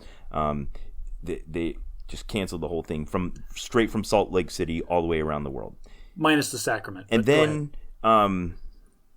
yes, well, that's a local decision. That's something different. And then when it really hit home for me is when my 16-year-old daughter had come home from school on Friday, a week ago yesterday, and she had this funny look on her face, and she wanted to talk, which is weird. She never just wants to talk. She didn't have work because work had just canceled. She's a swimming instructor at the YMCA, and she comes in the house and she kind of sits down. So I stopped what I was doing. I looked at her and she's like, "Dad, what's going on?" I'm like, "Well, sweetheart, what do you mean?" And she's like, "Well, my superintendent just came over the loudspeaker and told us they're canceling school, and she didn't know how long." She's a junior, and she'd been getting messages that they were canceling prom and like the band concerts and all those kinds of stuff. And I realized this was her September 12th, 2001. Like, her whole world is changing right now. Everything. In a way she doesn't even have a context or a way to package or understand. And it was completely, just flooring her. I mean, they were canceling prom, they were canceling graduation. There was no clear way for how she was going to get the rest of her school year's worth of education. Her work had canceled. Just everything had changed. And it really is. It's September 12th. The whole world's different now. That's a really good way of putting it, honestly. Just kind of caging it into our terms. That was probably the catalyzing event when we were younger. My kids are still, obviously my kids are much younger than your kids, but like I said, my son was old enough and cognizant enough to realize that something's going on. My daughter will probably blow all this off, I'm assuming that, because today we're in the middle of this. We're recording this in March. We're still in the middle of the whole thing, and frankly, I'm expecting this to last a lot longer than what people are saying. There was a great... Yeah, me too. This is a reference to a 30 Rock, the TV show, and this applies to so many things, and I love this quote so much. It was an airline pilot that came on the loudspeaker and says, "Hey, everybody, we're going to be delayed about 15 minutes." And then, somebody asked him, "Hey, why do airline pilots always say 15 minutes?" They say, "Oh, it's the perfect amount of time. It makes people realize that they're going to have to wait, but it's not long enough that they're going to get mad about it." This is how I'm kind of caging everything that we hear from the government. It's oh, we're going to cancel school for 2 weeks. Oh, we're going to delay everything for 90 days. They're doing these kind of short intervals. They're telling us these short intervals to try to just get us through. Well, we can suck it up for this amount of time. When in reality, I think anybody that's thought about it or has seen what's going on around the world, this is going to be longer than this. This is going to be very, very long. I've seen some people throw out there that it's going to be as long as 18 months. That's the longest I've seen. I doubt it'll be that long. Whoa. I doubt it'll be that long, but I can easily see this going into next winter. See, I was wondering if it wouldn't have come out enough by the time August rolls around that we would still have the Magic tournament in Las Vegas. I'm not going to lie to you, Ben. That has been the two things. There's two things in my life that I've been most concerned with. One is my family was planning on going to Legoland again at the end of July, right before school started back up. And Legoland is currently closed and no date on when it's going to reopen. And then we have the trip at the end of August for Magic Fest in Las Vegas as the 1-year commemorative anniversary of the start of the Bad at Magic podcast. And I was super looking forward to both of those things, and they are totally in the air. So I'm calling this the blip. The blip is the term that they used on Spider-Man Far From Home to describe the thing that happened in the Marvel Cinematic Universe where half of the population disappeared for 5 years and then all reappeared at once. Because whenever this thing gets over, life is going to go back to normal, and there's going to be kids that live through this that just had a blip in their lives. My 14-year-old is the lead in the middle school theater production of Charlie and the Chocolate Factory. He's Charlie Bucket, and it's canceled. They've spent 3 months memorizing their lines, practicing the production, and it's never going to happen. Devastating. Okay, Here's one area where it's tremendously impactful. I have one son right now who's a full-time missionary in California and another son that was supposed to leave in 2 weeks for Chile. Oh, geez. Oh, and yeah. The church, how's that working out? Yeah. Oh, yeah. So my son in California is in lockdown. And, of course, when you're a proselyting missionary, there's nothing for you to do. And they don't all of a sudden change all the rules and say, okay, it's okay for you guys to watch TV and play video games. You still have all those lockdown rules. So now it's just stir-crazy teenage boys. So my son, whose stomach has been bothering him...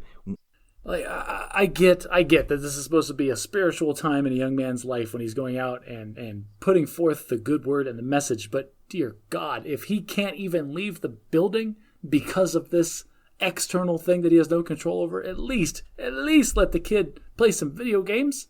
Okay, there's a video that went viral of some missionaries in Italy who've been on lockdown for several weeks that have just been going around the house doing stuff because they're bored. And it's been very much also another thing that's been going viral, the movie Tangled, where Rapunzel's locked in the tower and every day she has all the little things she does to keep herself busy. Yes. They did it to the music from that, and it's a couple of missionaries, and it's fantastic. Anyway, so my son's been locked up and his stomach's been bothering him, and he went into the hospital yesterday and he was diagnosed with acute appendicitis. Oh, and so this morning he had an appendectomy, and I got photos from from one of the doctors who happens to know about the church and what's going on. But my son is in a hospital in California all by himself. He can't have any visitors. He's just it's nuts. And my other son that was supposed to be leaving in 2 weeks for the missionary training center and to get his language training, He is not now. Basically, they're coming up with contingency plans to train him in place with the assumption that things will go back to normal in a reasonable period of time, and he'll still be able to go to Chile at some point. And they may send my first son home early, even though it's supposed to be 2 full years. They may send him home in the next month or two. Just because of the lockdown or because of the appendicitis? Well, one of the things they're doing is they're bringing back all of the American missionaries that are basically deployed to other foreign countries. They're going to bring them back to the States. And so they're going to have this surplus of missionaries in the States. And so they're going to take all the ones that are nearing the end of their time in the States and just send them home early. So I feel like this is I don't know. This is your missionary son's Vietnam, right? Like he's got to stick it out. Yeah. Like you just gotta do your time. Like they're trying to call you back for like reasons like, no, this is what I signed up for. I'm doing the mission here. Like I don't know. It's the blip though. It's an honorary release for no reason, and it won't be an asterisk in his records or anything. It'll just be you only served for 20 months instead of 24. Will it though? Because there's going to be those like, oh yeah, I was a mission during the COVID-19. You're going to have those old hat missionaries like, oh, I remember when Ebola broke out, I stuck it out in Uganda, but it's fine. You get a little sick, you got to come back from California. Except that it isn't. I mean, we like to think that this is the only time this has ever happened, but if you go back in history a little bit, there are other times in history where there's been blips. There was Olympics that got canceled because of World War II. There was, the Spanish flu of 1917, or there have been other times where there've been quarantines and normal life has not gone on as normal. Okay, this is a good transition point. Like, obviously, good luck to your son. I hope he recovers from his acute appendicitis. Oh, and I actually would be remiss in my duties if I didn't ask how long had his appendix been burst before he had it removed? He had been hurting for about a month. It was perforated. I don't know how long. Okay. I have to ask that question because Nicole, from what I understand, is a medical marvel because her appendix had fully and completely exploded inside of her for 4 full days before she went in and had it checked out. Holy crap. Yeah, she was at PT when her commander told her, in ROTC, are you feeling okay? You need to go. Yeah, you need to go. Anywho, no, but this is a good transition to, you're talking about with the blip and things, and like you said, Olympics in the past have been canceled. Life goes on. After this is all over, everything's going to go back to normal. Now, is it though? Because one of the things that you had mentioned before and the things that we had talked about just a little bit is this might be inherently different because of the development of the interconnections that we have, like the high-speed internet, the connectivity that we have has been unparalleled than it ever has been in all of history. So is this... I joked with my boss about this on Friday, but at the same time, if you're a business owner and you're not thinking this, then you need to. She has her entire office working remotely right now. If everything goes well and everything functions and everything works and the work gets done and the processes flow and the clients are happy, is there a reason There's she no needs reason to never go back? Why does she need to keep paying rent on that building? Yeah, this could be transformative. It could be if people and the only things that were holding up were laws and problems that you needed physical signatures, you needed a professional place for your customer to come. But if we start questioning the necessity of those kinds of things, then why can't everything change? Even the signatures, we get around that all the time because we need signatures, but they can be digital. Digital signatures are 100% acceptable, and we've developed with our new voice over IP, we are able to accept SMS text messages. We have had clients literally print out their documents, sign on the signature page, take a picture of it with their phone, text it back to us, and that is, by all definitions of the law, everything that we need to continue processing their paperwork. Okay, so like you said, as we're transitioning from, first we were talking about what's going on in the world, what's happening in our families, now let's make some predictions about the future. So I want to hear you state what you're saying in the form of a prediction. What do you think will happen in the world of telework following when this thing ends? So I believe that one of the biggest barriers to telework being much, much more present in modern society is an inherent distrust that managers have for a lot of their employees. If I let this joker, this slacker work at home, productivity is going to decrease. Now, What I don't think that they've thought about is the cost savings of not having a physical location, or like, yeah, maybe you're only going to get 80% out of this guy, but is that 80% covered by the fact that you don't have to pay for air conditioning for him anymore? Like, this is going to be a wake-up call for a lot of small to medium businesses where, we really could outsource this entire function, or all of these people could work from home just as effectively, and it makes my bottom line a little bit better. So this is like a practical application, a forced practical application in can telework work for my business? Yeah. So what do you think? My prediction is there's going to be a lot more a lot more people that work from home, and it's going to be a lot more acceptable and accepted in both the business side and the personal side. Like, there's going to be a lot of stay-at-home moms that actually work full-time jobs. Like, they just don't leave the house. I think that's the first and the most, like, in your face.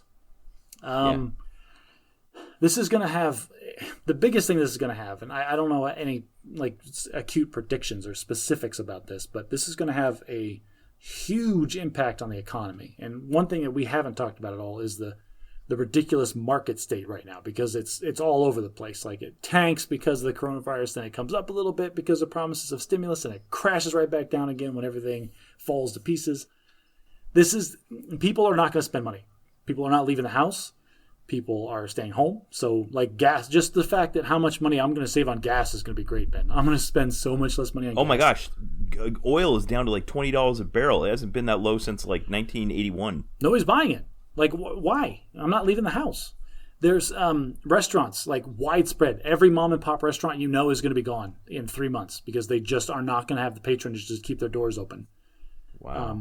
There's going to be a ton of small businesses that just cannot accept. Small businesses live and breathe from month to month. Like, there is no slack in the system for them. And so, like, the government can talk about low interest small business loans all day long. That is not going to keep these people open long enough.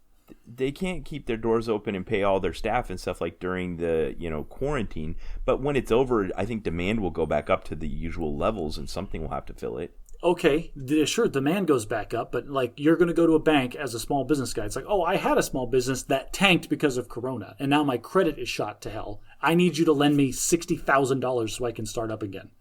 Like, and the economy is already going to be bad. Like, lenders are going to be very skeptical and very cautious. Like, small businesses are going to be hurt really badly, I think. But that's not necessarily means that we're going to go into some ridiculous depression with widespread unemployment. Like, we just saw earlier this week, like, Amazon is hiring like 100,000 workers right now, and I'm sure their hiring is going to go up even more.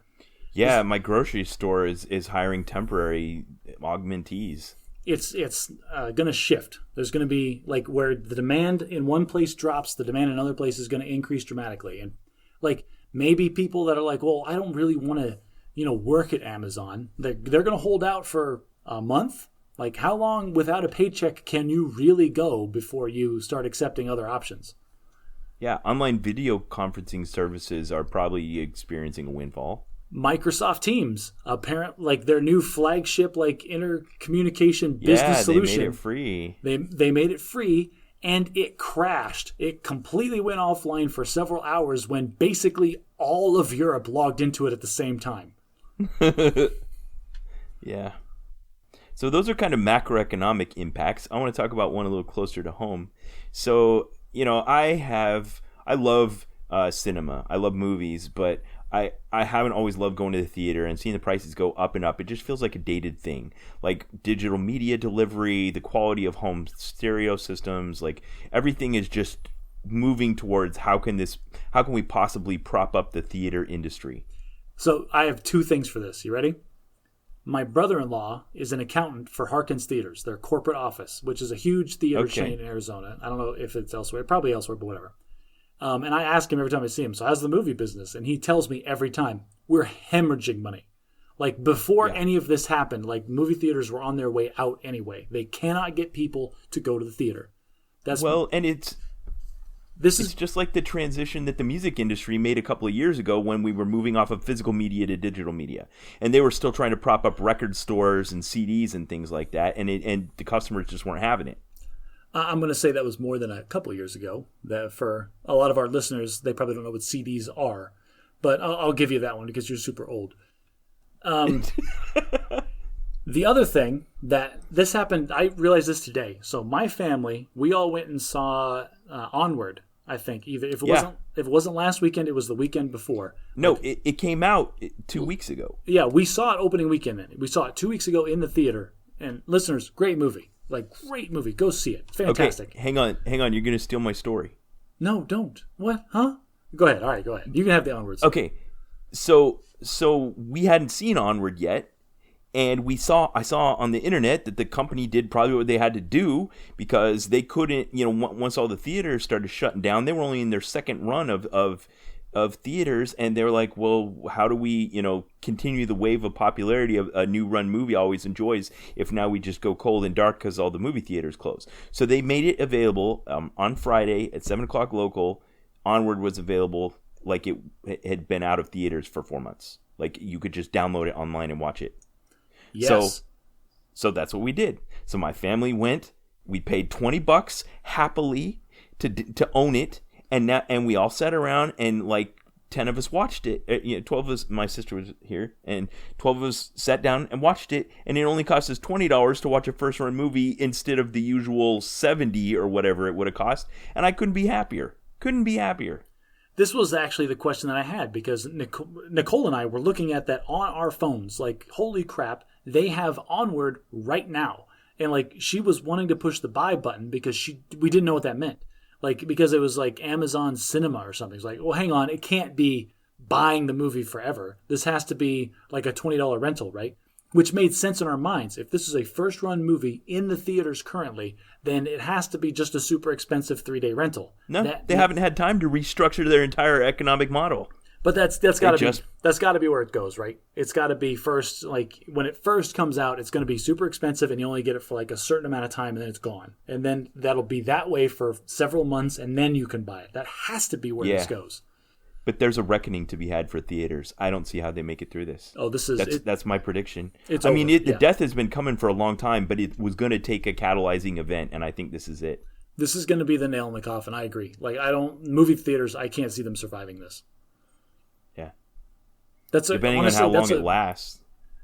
That's a really good and really specific example of a business that we're not going to see in a couple of years because of this. Good job, Ben. Yeah. That's a really good prediction. So, a couple other ones I thought, I'm seeing targeted ads for online studies and stuff like that. Digital software delivery, drive up, delivery, those kinds of things.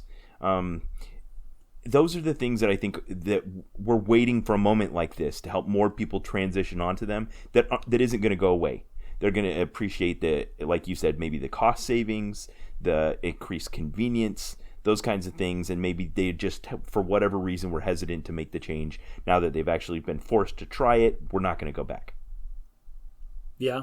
I mean, there's going to be a lot of changes, and there's a lot of changes right now, and some of them are going to spring back and go back to normal operating procedures. I have no doubt in my mind that the school system, being as stupid as it is going to go right back to the standard 30 kids in a room with one teacher just spewing knowledge and having them parrot it back to them. Yes. That's going to be school forever.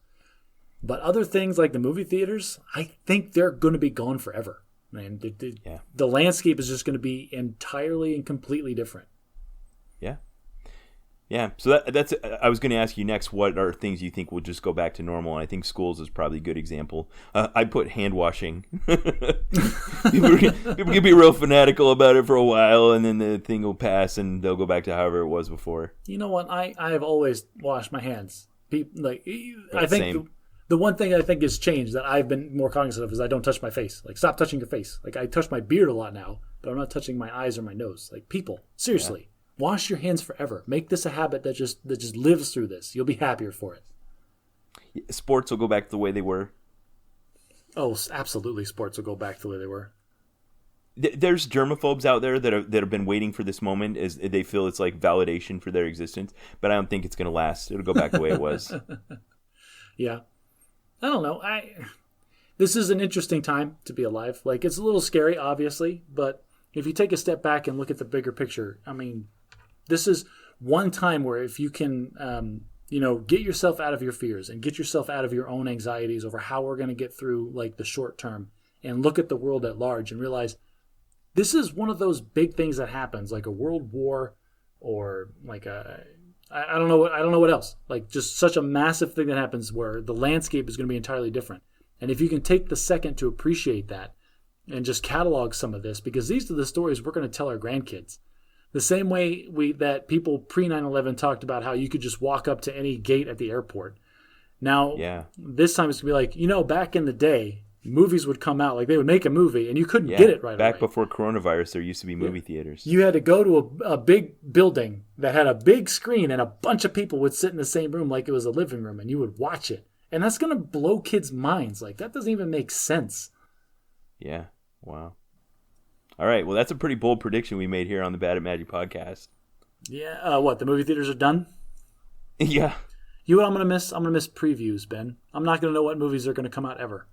They're going to have to figure out a new way to do that, too. It's going to be all YouTube. It's just those unskippable YouTube ads for movies.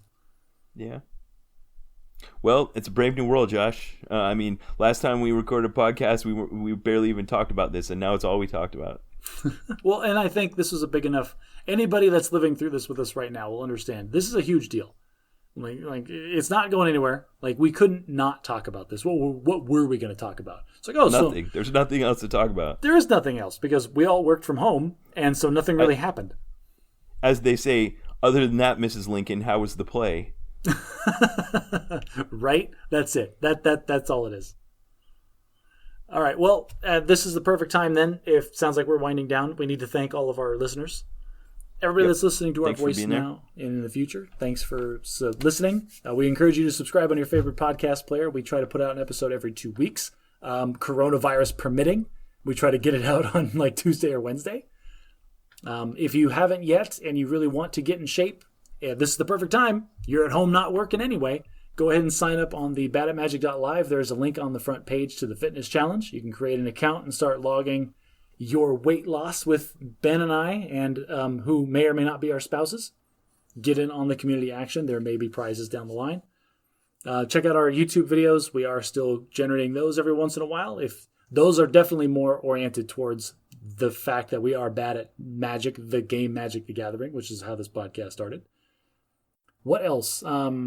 If you really like what we're talking about and you just think to yourself, man, these guys are so hilarious and charming and charismatic, I wish I could just give them some of my hard-earned money, please go to our Patreon page and subscribe. We do have bonus content that we put out there very seldomly. Ben, I am sure I'm missing something. Oh, Facebook and Reddit. If you want to be part of the community, go to the Facebook page. Ben is fantastic at posting all these funny pictures that are relevant to the episodes and then also relevant to the world in general on our Facebook page. Reddit is a wonderful place where we have discussions with our listeners, make suggestions, we read it, we post back. We love talking to people on the Reddit, and if you have suggestions for the podcast, that's where we're going to see them the most. I'm out. That's it. I have nothing else. Dude, that was breathtaking. I have nothing to add.